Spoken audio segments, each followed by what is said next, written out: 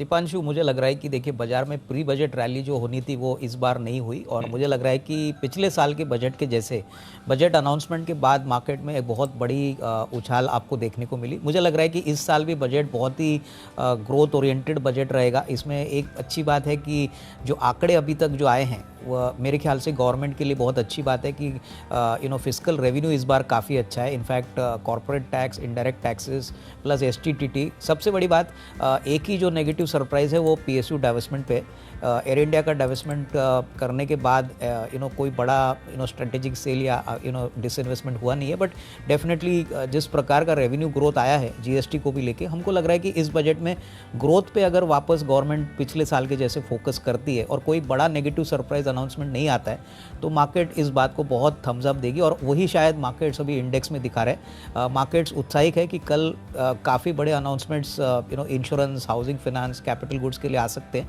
तो ये डेफिनेटली हमको लग रहा है कि मार्केट्स के लिए एक संकेत है कि कल शायद और भी थोड़ी तेज़ी आएगी। हालांकि कल मार्केट काफ़ी वोलेटाइल रहेगा।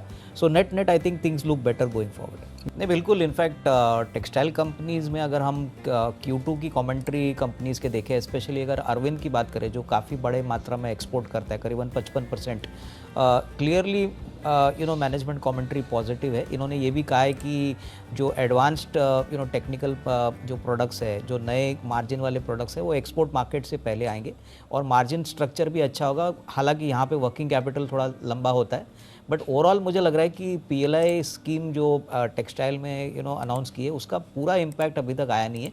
मेरे ख्याल से क्लियरली चाइना फैक्टर अभी फ़िलहाल तो प्ले आउट कर रहा है, बट डेफिनेटली होम टेक्सटाइल्स के लिए जिस प्रकार का ग्रोथ मोमेंटम हमको यूएस मार्केट से दिख रहा है, मुझे लग रहा है कि सर्टन पॉकेट्स में डेफिनेटली जहाँ पे इंडिया का कॉम्पिटिटिव स्ट्रेंथ है, क्वालिटी का क्रेडिबिलिटी है, वहाँ पे डेफिनेटली आपको नंबर्स अच्छे दिखेंगे। और होपफुली इस बजट में अगर टेक्सटाइल के लिए दीपांशु कुछ आता है, स्पेसिफिकली एक्सपोर्ट के लिए, स्पेशली गवर्नमेंट जॉब क्रिएशन के लिए, डेफिनेटली इस सेक्टर को पुश करेगी।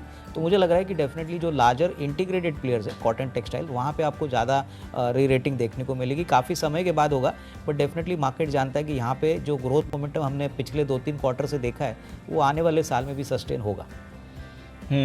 तो सस्टेन होना चाहिए ऑन द ग्राउंड। अगर ये एक स्टैग्नेंट मैन्युफैक्चरिंग सेक्टर को बेनिफिट दे सकता है, बढ़ावा